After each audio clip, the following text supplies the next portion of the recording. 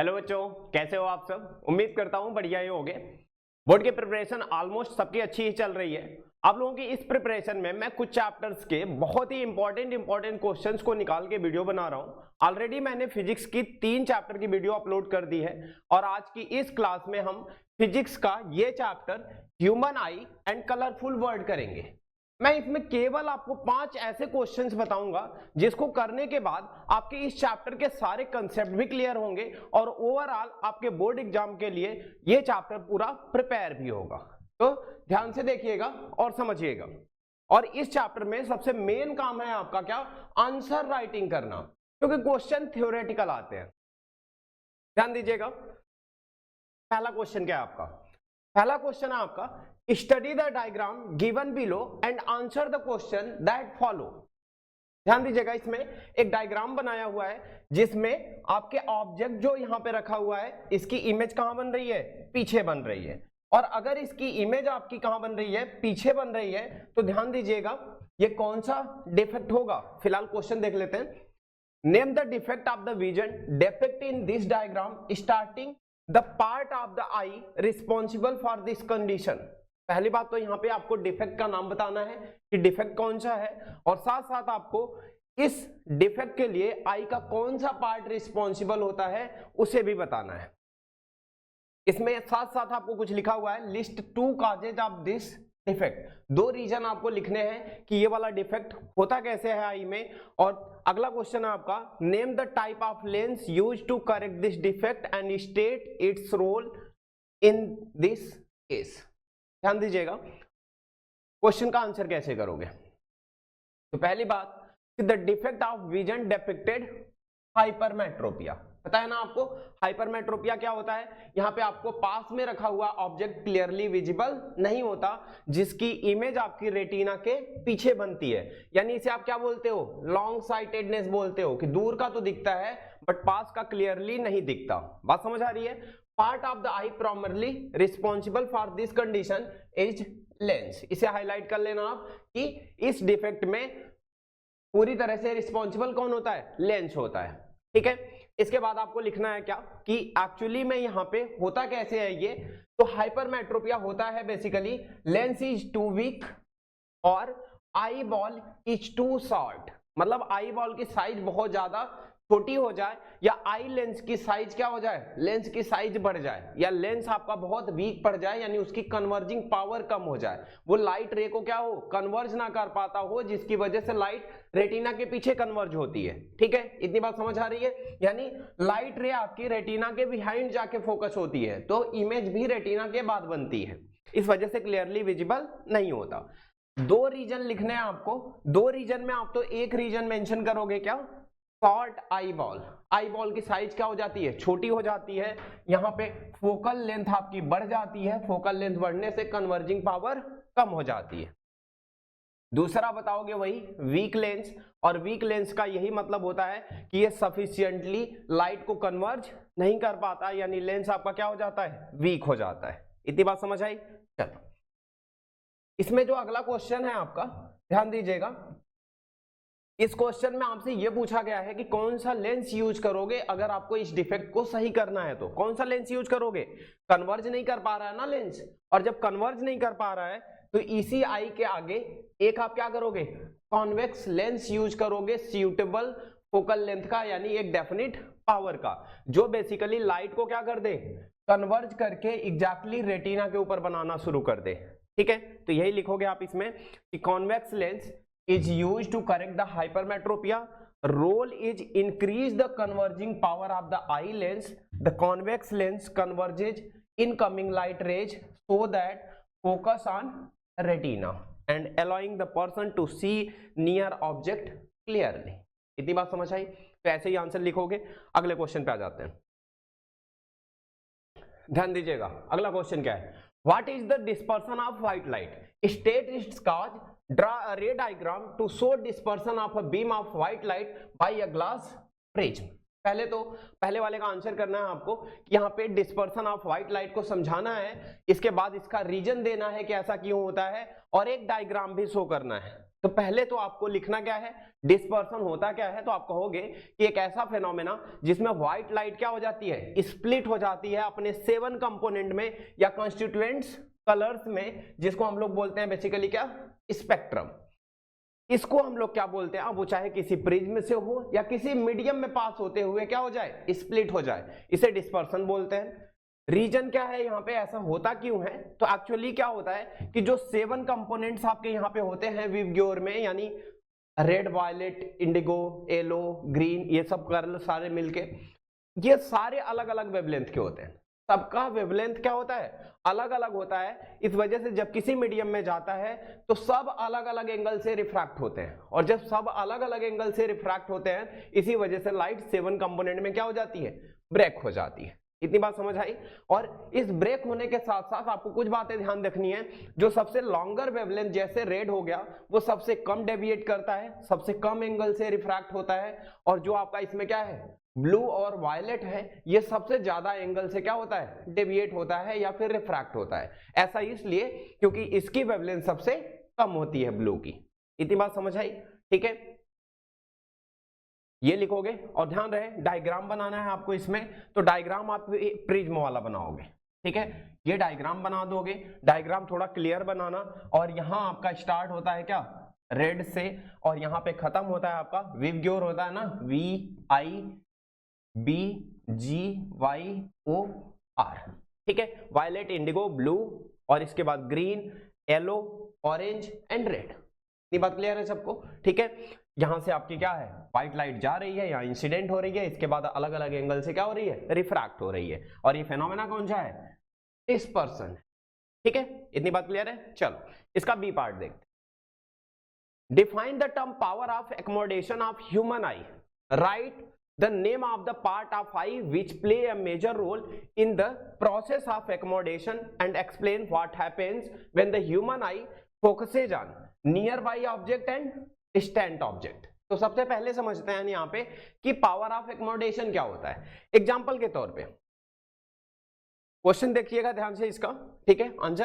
Answer में क्या, power of accommodation क्या होता है, तो एग्जैक्टली जो अलग अलग डिस्टेंसेज पे हम क्या करते हैं, इसी आई से, इस आई की फोकल लेंथ फिक्स नहीं होती है, टाइम के साथ हम इसे एडजस्ट कर सकते हैं। जैसे अलग अलग डिस्टेंस पे रखे हुए ऑब्जेक्ट्स को हम क्लियरली विजिबल कर पाते हैं, उसका एक ही मतलब है कि हमारे आई लेंस के पास एक एबिलिटी है जिससे कि वो अपनी फोकल लेंथ क्या कर सकता है, एडजस्ट कर सकता है, और डिफरेंट जगह पे लगी हुई ऑब्जेक्ट की इमेज को वो बार बार कहां बनाता है, रेटिना पे फोकस करता है। इस एबिलिटी को, इस पावर को हम क्या बोलते हैं, पावर ऑफ एकोमोडेशन बोलते हैं।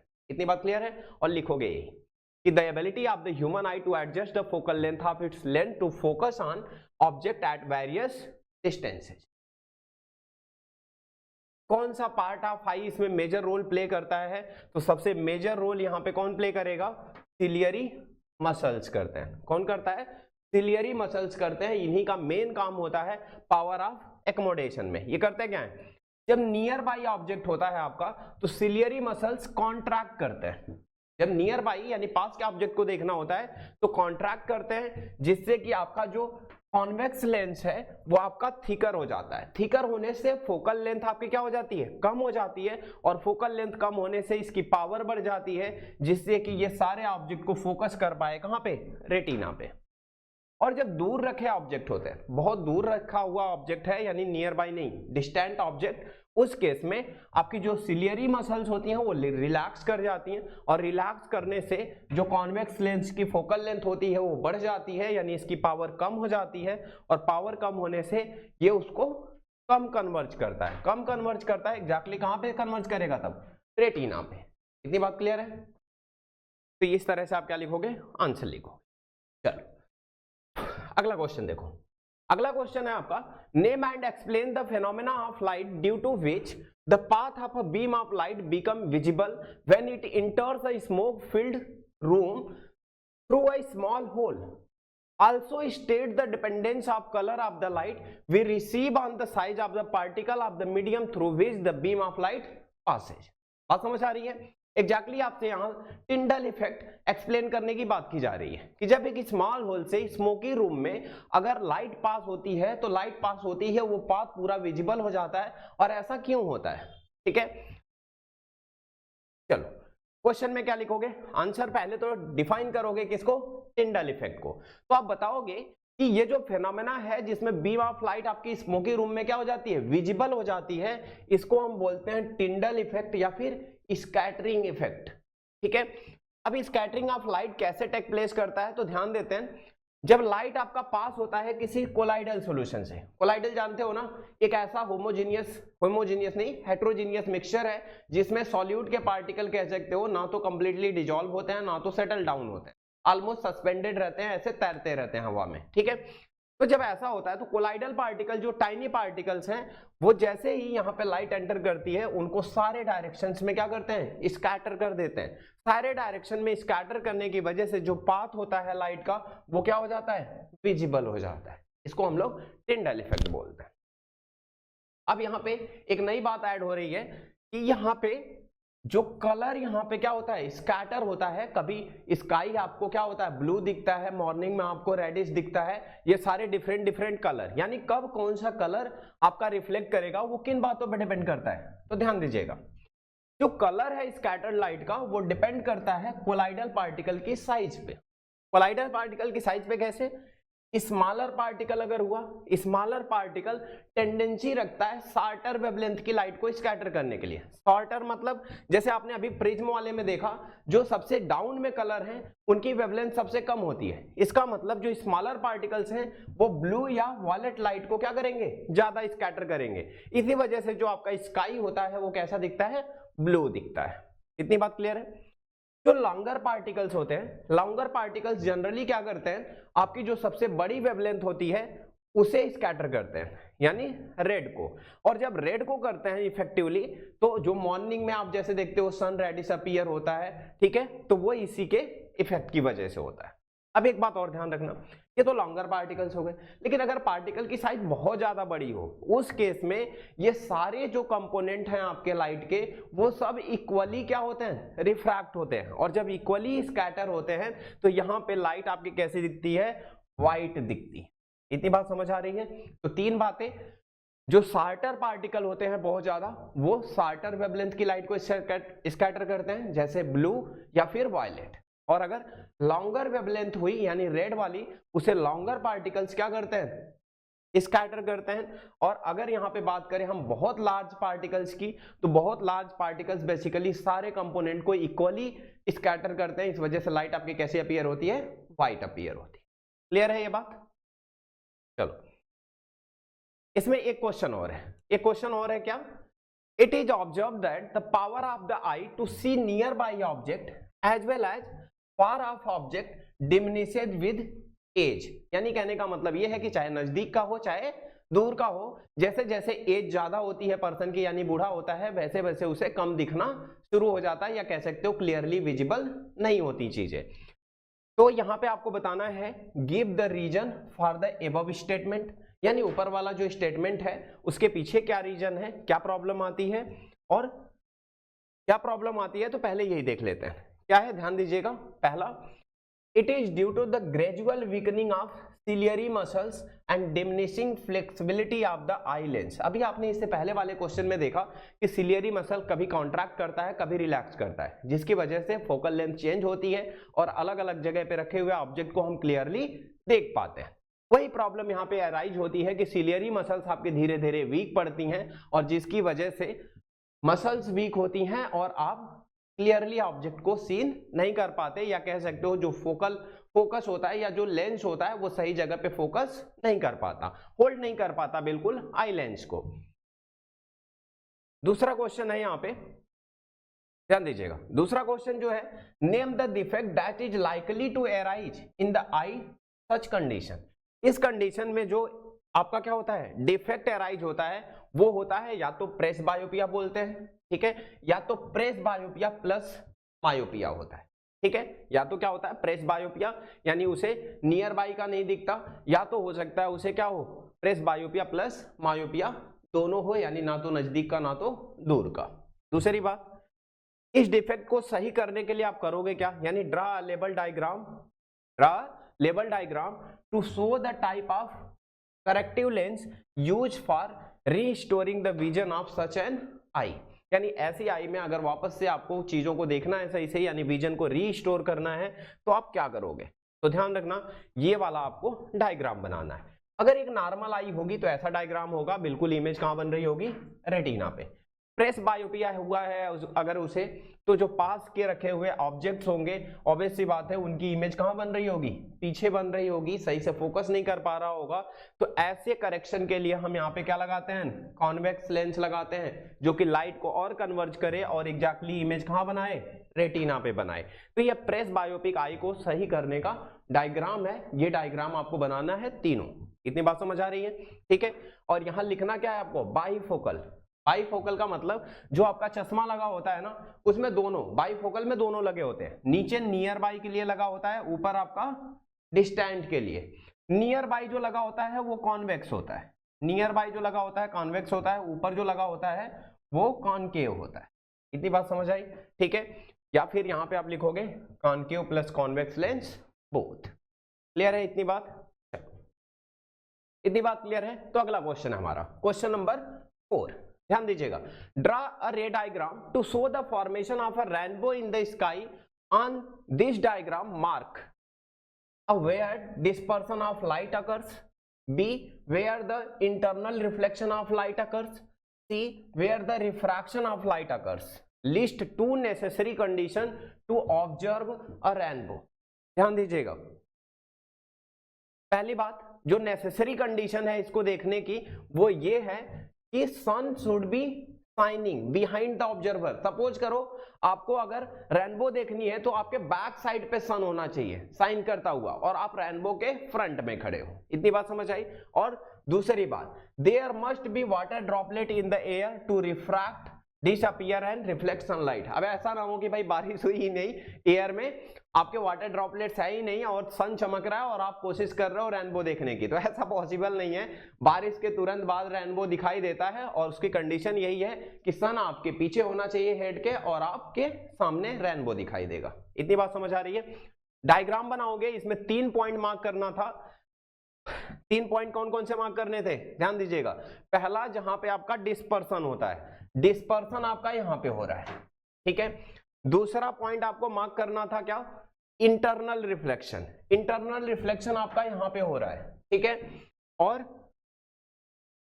यहां पे एक पॉइंट और आपको मार्क करना था, कौन सा? Refraction of light. रिफ्रैक्शन आपको मार्क करना था यहां पे, तो ध्यान दीजिएगा रिफ्रैक्शन कहां पे है? रिफ्रैक्शन आपका यहां पे है, ठीक है। जैसे लाइट एंटर हुई, लाइट यहां रिफ्रैक्ट होके बैक सरफेस पे पड़ती है, बैक सरफेस से रिफ्लेक्ट होती है, रिफ्लेक्ट होके आपके फिर से यहां से क्या होती है? डिस्पर्स हो जाती है, यानी 7 कंपोनेंट में टूट जाती है और रेनबो फॉर्म होता है। इतनी बात क्लियर है? चलो दूसरा क्वेश्चन यहां पे दे दीजिए। दूसरा क्या है? A person cannot see distinctly the object placed beyond 5 meters from his eyes. Name the defect of the vision the person is suffering from. Draw a ray diagram to illustrate this defect. List its 2 possible causes. Name the lens used for correct this defect. एक बात ध्यान देना यहाँ पे, इन्होंने कहा कि एक पर्सन दूर की चीजें सही से नहीं देख पाता और वो भी कितना दूर? 5 मीटर के बाद की। डिफेक्ट कौन सा है? पहली बात तो ये, ठीक है। और दूसरी बात, रे डायग्राम भी बनाना है डिफेक्ट को दिखाने के लिए, और तीसरी बात यहाँ पे 2 कॉज भी मेंशन करने हैं और लेंस भी मेंशन करना है आपको कि यहाँ पे करेक्शन कैसे करोगे। तो ध्यान देना क्वेश्चन पे। एक तो वो सफर कर रहा है किससे? मायोपिया से। मायोपिया मतलब शॉर्ट साइटेडनेस, यानी दूर की चीजें उसे क्या होती है? नहीं दिखती, पास की सब दिखता है, ठीक है। दूर की चीजें क्लियरली नहीं दिखती क्योंकि दूर पे रखे हुए ऑब्जेक्ट से जो भी रेज आती हैं वो सारी पहले ही कन्वर्ज होके रेटिना पे नहीं पहुंचती, रेटिना से पहले ही कन्वर्ज होती हैं, इमेज पहले ही बन जाती है, ठीक है। रीजन यहाँ पे होता है excessive curvature of eye lens. Excessive curvature of eye lens का मतलब है आई बॉल की साइज बढ़ जाती है जिससे फोकल लेंथ छोटी हो जाती है, पावर बढ़ जाती है जिससे वो क्या करता है? बहुत ज्यादा कन्वर्ज करता है, ठीक है। दूसरा होता है एलोंगेशन ऑफ आई बॉल। आप ये कह सकते हो कि आई बॉल की साइज क्या हो जाती है? बढ़ जाती है, ठीक है। फोकल लेंथ कम हो जाती है और पावर आप जानते हो इनवर्सली प्रोपोर्शनल होता है, यानी इक्वल ही होता है। तो फोकल लेंथ ज्यादा होगी, अरे फोकल लेंथ कम होगी तो पावर ज्यादा होगी। अच्छा, कॉनकेव लेंस लगाना है आपको यहाँ पे, जो क्या होगा? डाइवर्जिंग होगा। कौन सा लेंस लगाना है? कॉनकेव लेंस जो कि रे को और डाइवर्ज करे ताकि यहां पे फोकस हो, कहां पे, रेटिना पे। इतनी बात क्लियर है, ठीक है। तो ये क्वेश्चन था आपका। अगला, ये लास्ट क्वेश्चन है आपका, ध्यान दीजिएगा, इतने में तो आपका चैप्टर पूरा कंप्लीट हो जाएगा। चलो, state the important function of the following parts of human I. Retina का फंक्शन बताना है, प्यूपिल का फंक्शन बताना है, और बी में क्या बताना है, state the role of the ciliary muscle in focusing object at various distances from the eye. तो ध्यान दीजिएगा, रेटिना का काम क्या होता है, रेटिना का काम ये होता है कि यहाँ पे रेटिना एक स्क्रीन की तरह से है जो बिहेव करती है लाइट सेंसिटिव स्क्रीन की तरह से, जिसके ऊपर इमेज आती है या फोकस होती है और ऑब्जेक्ट की इमेज यही बनती है जिससे कि आप देख पाते हो। इतनी बात समझ आ रही है? तो आप ये लिखोगे, retina behave like a light sensitive screen on which image of an object is formed. दूसरा, प्यूपिल पूछ रहा है। प्यूपिल एक स्मॉल सा होल होता है आपका आइरिस के बीच में, regulate and control the amount of light entering the eye. ये बेसिकली क्या करता है कि आपके आई में एक definite amount of light he enter करे, ठीक है, उससे ज्यादा नहीं ना उससे कम। इसके लिए वो क्या करता है, साइज को कंट्रोल करता है। इतनी बात समझ आ रही है? ठीक है। State the role of ciliary muscle. Ciliary muscle क्या करता है, सिलियरी मसल्स आपका क्या करता है, रिलैक्स करता है या कॉन्ट्रैक्ट करता है। बेसिकली आपका यहाँ पे कर्वेचर है ना आई लेंस का, यानी उसकी फोकल लेंथ है, उसी को क्या करता है, मैनेज करता है, रेगुलेट करता है, चेंज करता है अलग अलग जगह पे रखे हुए ऑब्जेक्ट्स के लिए। इतनी बात समझ आई? ठीक है, तो ये आपका लास्ट क्वेश्चन था। इतना करने के बाद इस चैप्टर से और कुछ करने की जरूरत नहीं है। अगर आपका बहुत मन होगा तो बस ह्यूमन आई के हर एक पार्ट का काम अच्छे से समझ लीजिए और एडवांस सनराइज और डिलेड सनसेट देख लीजिएगा, ठीक है। ट्विंकलिंग ऑफ स्टार, इससे ज्यादा क्वेश्चंस नहीं पूछे जाते इसमें। इतना करने के बाद आपका प्रिपेयर हो जाएगा। तो चलिए, ऐसे ही आप और भी क्वेश्चंस अगर आपको चाहिए तो आप नीचे कमेंट सेक्शन में लिख सकते हैं और मैं उन पे और भी वीडियोज बना सकता हूं। मिलते हैं अगली क्लास में, तब तक के लिए